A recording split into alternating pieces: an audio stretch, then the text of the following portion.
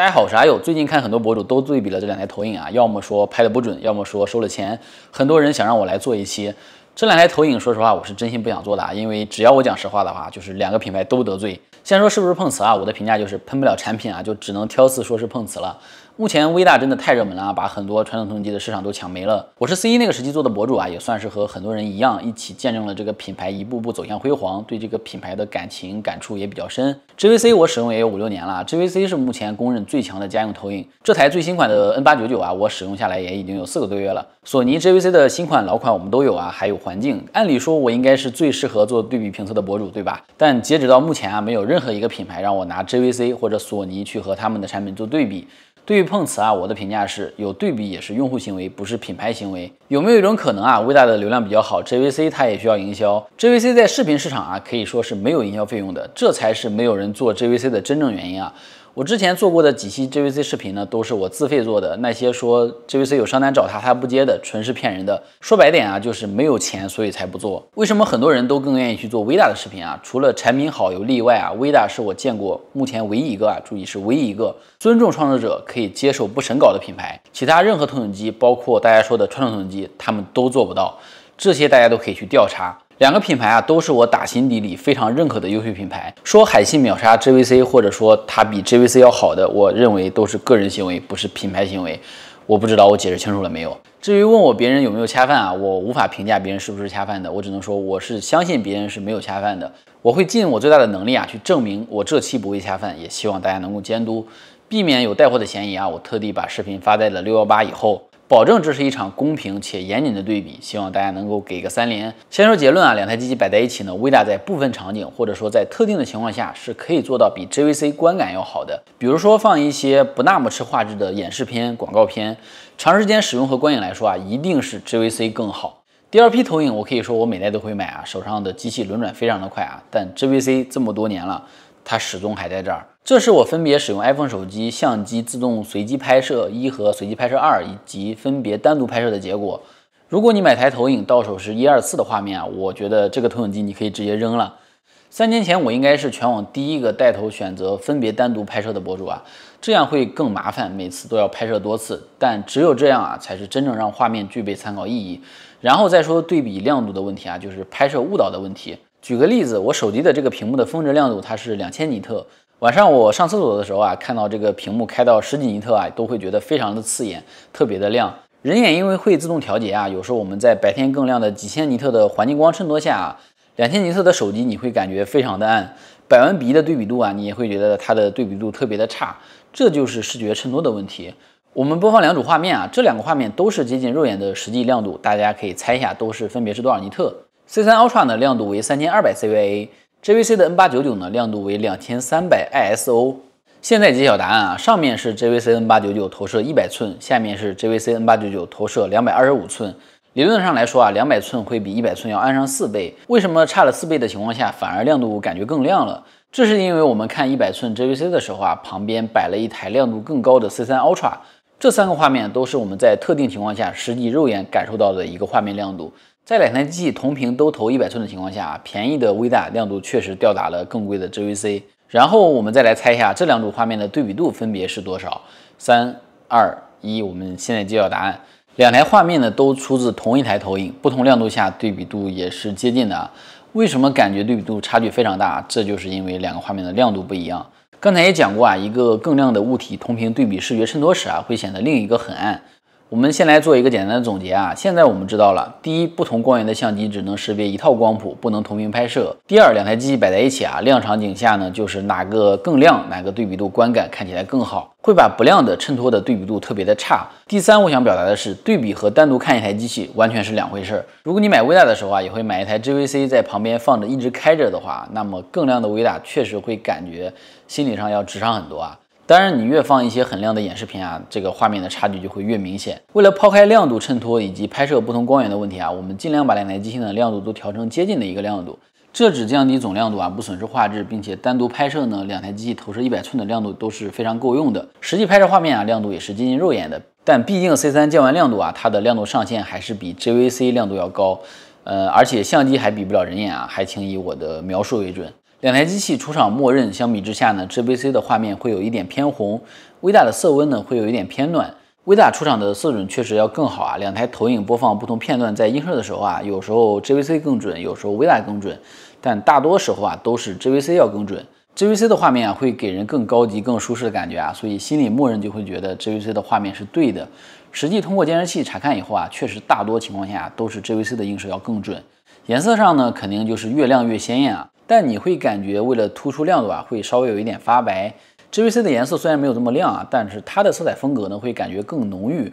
最终的结果啊，我个人认为呢，微大的颜色呢会感觉到更惊艳。JVC 的颜色呢，我觉得表现会更加的舒服。我个人认为呢 ，JVC 的数值虽然没有微大高啊，但实际颜色表现呢是要比微大要好的。来看一下两台机器差别最大的地方啊，对比度。相机因为宽容度等问题啊，所以说很难直接记录到暗一点的画面，所以我们这个是后期出来的啊。所以你看别人拍的啊，可能感觉差距不大啊，主要是因为它确实拍不出来很明显的差别，这就变相缩小了 JVC 的优势。不好做，但并不代表没法做，对吧？这个愿不愿意给你呈现呢？这个就纯看博主的良心了。我们可以加上手机拍摄来辅助啊，大家别太较真这个画面和颜色等问题啊。我们主要来看看这个对比度到底差距有多大。对比度数值越高呢，理论上来说啊，画面的层次感会越好。但是我这里啊，还是要把对比度和层次感两个概念来分开啊。这个画面你会感觉微大的层次感要更好，但 JVC 它的黑位会更黑啊，也就是对比度要更高。我们说的对比度主要是全白画面和全黑画面的比值。比如说你白色画面的亮度测出来是100尼特，而黑色画面的亮度测出来是0.1尼特，那你的对比度比值就是1000:1。这个差距主要是在一些黑色画面上啊，就是你画面中的黑色越多，这个差距就越明显。视觉上来说啊，画质的对比度层次感也会更好。C3 Ultra 呢，在我的亮度天梯榜上可以排到第2名啊，而 JVC N899 呢，在我的亮度天梯榜上只能排到第26名。但 JVC 的对比度可以排到第1和第2，这个黑位低到我真的仪器已经完全测不出来了啊，导致我现在用了一个非常极端取巧的方法测试的。我认为它的黑位啊比上一代的 N98要更黑，所以我的排行榜数据啊始终是给大家做一个辅助参考。当然这并不代表C3 Ultra 的对比度就很拉垮啊，在 LCOS 以外的投影机中啊，可以说是对比度它已经做到了上限。你买 LCOS 外的所有投影机啊，基本上就是这个表现了，而且是在最好的情况下，基本上就是这个表现了。如果你不买 LCOS 啊，我觉得完全不用纠结。在对比度的画面的黑位表现上啊 ，LCOS 绝对是秒杀 DLP。然后我们再来回到层次感啊，就是画面中人物各方面是否更突出。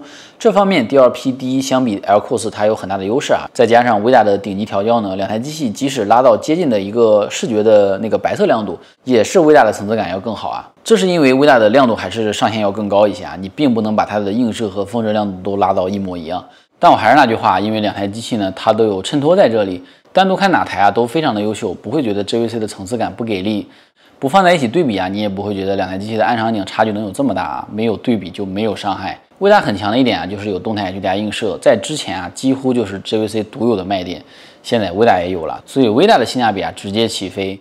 目前你想要自带动态映射比较好的啊，几乎就这2个品牌，其他品牌呢要不没有，要不太贵，要不不推荐。然后我们来说一下对比画面，我个人的一个结论啊，层次感呢微大要更好，对比度黑位呢 JVC 要更好。C3 Ultra 呢，因为亮度更高啊，在一些高 ADR 的场景的画面下，它能拥有更高的亮度爆发。JVC 如果想要在这方面比微大表现好啊，就需要买一些更亮的高端的型号了。我这台亮度本身就不高的 N899 啊，肯定就做不到了，除非像我一样加一个增益幕。在低 ADR 场景下 ，JVC 的映射以及画面啊都要好过微大。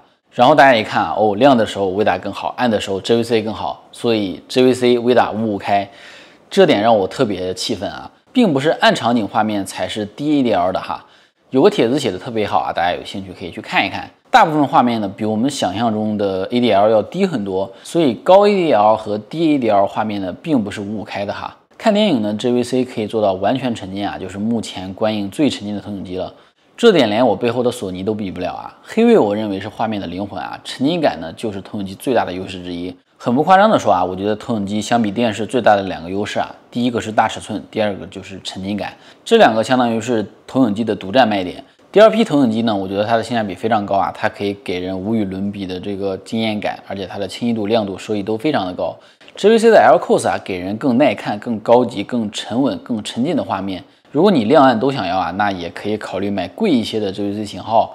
或者索尼5100，咱们也在评测了啊，同价位呢，它的亮度收益会比 JVC 要高一些。都属于是 LCOS 的一种技术啊。GVC 呢，我这里只是一个最暗的入门型号啊，我是配合增益幕来使用的，实际画面表现呢按得下去，也亮得起来，非常的爽。我觉得我是比较抠门的，基本上我一直在买入门产品。但是即使我这么一个抠门的人啊，我都认为 DLP 换到 LCOS 并不是花了很多倍的钱，只提升了几%的一个质感。已经说过很多次了，对于我而言呢，它就是一个完全沉浸和一个不沉浸的一个区别。当然 GVC 的沉浸感啊，前提就是你要有一个特别沉浸的黑化环境。详情呢可以看我那期黑化的视频。DLP 呢可以通过2.35:1的幕去处理黑边，但即使是这样啊，它的沉浸感呢和 LCOS 这种投影机相比啊，还是要差上一些的。所以它客厅、卧室啊这类使用的话，性价比会更高。我也是想着做2.35:1的幕，看看能不能就不用 GVC 了，省点钱。结果就是不行。可以说买 GVC 啊，最多的钱就是花在沉浸以及无与伦比的观影舒适体验上了。至少在黑位这点啊，我觉得传统投影机不管怎么迭代啊，只要不换技术都是无法解决的。单从这个卖点来说啊，我觉得 GVC 就很值。大家当然也可以自己判断一下 GVC 对你们来说啊，这点值不值得花这么多钱。很多人说，如果说我的环境不好，有反光，是不是 GVC 和 DLP 的黑位就一样了啊？答案是 GVC 的黑位还是要好上很多的。我们对比的所有的画面啊，都是 GVC 旁边开着这台亮度很高的3色激光拍的。我们再极端一些啊，房间的氛围灯全部都打开，你会发现 DLP 的灰边还是可以看到的。而 GVC 呢，近乎它画面的黑边以及亮度啊，还没有环境光的反光亮，整体看起来啊，就是浑然一体的。即使在环境不好的情况下，我觉得只是黑位的收益没有那么高了，但 GVC 的映射啊，以及这些电影的一些感觉啊，它还是都在的。手上有投影的啊，也可以自己测试一下，让投影机稍微侧投一下，然后观察一下投影机没有投射到的这些位置上啊，这个地方就是你投影机对比度的上限了。投影机它毕竟不能投黑色的光啊，即使是你用了 GVC 这种黑色画面已经很黑啊。但是你因为有环境光啊，那你的黑色表现最多就是这个样子了。也可以对比一下你的投影机的黑边画面，看着差距大不大？你更喜欢完全没有黑边呢，还是有一些黑边？然后说一下清晰度啊，3万以下的投影呢，基本上都是1080p 抖 4K。GVC 它虽然为原生 4K 啊，但这是实际对比画面的一个结果。抖 4K 它因为是 DLP 技术啊，它的锐度还是要更高一些的。尤其是你在4米以外啊，你几乎不会觉得真 4K 抖 4K 它有多大的区别。真 4K 的锐度上面啊，其实索尼是要更有一些优势啊，但相差也不会太大啊。原生 4K 呢，它强就强在它的清晰度会更加的自然啊，而不是明显更高。GVC 呢，还有一些抖 8K 的产品啊，有条件的话，我也建议大家可以体验一下。投射比方面呢，两台投影机都支持光学变焦。GVC 投射100寸啊，需要3米多，而微大投射100寸啊，只需要2米。不同尺寸呢，以此推类啊，如果你是卧室用，或者说就是要大，就是要爽，那微大确实更适合你啊。如果你想让画面更加的耐看、更加的沉浸、更加的舒适，那 GVC 的最佳观影距离呢，我觉得会更加的专业。我现在5.5米看225寸啊，我觉得都太近了啊。要不是音响位置不允许啊，我真的想把沙发往后再挪一些。而且我本身最多的需求就是打游戏，而不是看电影。如果太近的话，还是会比较晕的。如果一个人他只会教你画面要无脑大，还要开灯看啊，说白点，我认为就是不懂投影。两款产品的它的偏轴也是不一样的啊。微大属于是100%偏轴啊，摆放的位置呢尽量是在幕布的下边框对齐，它的变焦也是这样的，也就是适合客厅啊、卧室啊、茶几这种地方的摆放。GVC 呢，它是0%的偏轴啊，画面默认呢是在幕布的正中间的一个位置。如果你是像我一样的这种多幕玩家啊 ，GVC 的镜头位移呢，加上镜头记忆可以实现多幕切换，这点也是我特别刚需的一个点啊。当然，微大它也有我特别刚需的一些点啊，比如说它可以投射天花板，可以躺平观影。而且微大呢，它有系统有喇叭，那这些呢 GVC 它就没有。GVC 呢，它就更像是一台纯粹的显示器啊，它需要配备播放器、功放、音响。使用 GVC 呢，这些都将会是一笔不便宜的费用。噪音方面呢，微大我觉得在这么小的体积、这么高的亮度下啊，绝对可以说得上是秒杀任何这些传统品牌了，是我目前测过噪音表现最好的高端投影。最后再和大家说一些这些产品的一些缺点吧。GVC 呢，它是有3色汇聚的一个问题啊，好在呢可以自己调整。微大呢，它是有色散问题啊，而且是完全不可以调整的。两款产品啊，在我这种远距离观影下啊，是完全不影响观影的。当然，对于有些视力特别好的人啊，可能会有一点点影响观影。C3呢，它是有一些散漫的问题啊 ，GVC 是没有的。这些都因人而异啊，最好还是能自己到手去体验一下，看看自己能不能接受。毕竟它的消散斑已经做得非常成熟了。对于我个人而言呢，只要我不特意去找啊，基本上没有任何的影响。如果我特意去找的话，那电影院的画面都完全没法看了。OK， 最后我们再来做个总结吧。微大呢，我觉得它作为一台3色激光投影啊，性价比非常的炸裂。优点一呢，就是亮度收益非常的高啊，1000元呢就可以买到秒杀更贵产品价位的一个亮度。优点二呢，就是目前只有这2个品牌的动态映射做的是我觉得比较好的，毕竟我之前还做了一期骂的VR的视频嘛。优点3呢，就是它拥有超短的投射比啊，而且它不但短，而且它还很长。像我这种空间啊，它很多这种短焦投影机是直接用不了的，它都可以符合我的要求。对于那种客厅卧室空间不是很充裕的用户啊，又想要超级大画面的话，它是可以完全满足你的，而且它还支持了光学变焦。优点4就是它的噪音系统音响，如果你需要这些东西的话，它目前做的非常好啊，相比之前的那些产品，肯定能改变你对这个产品的一些认知。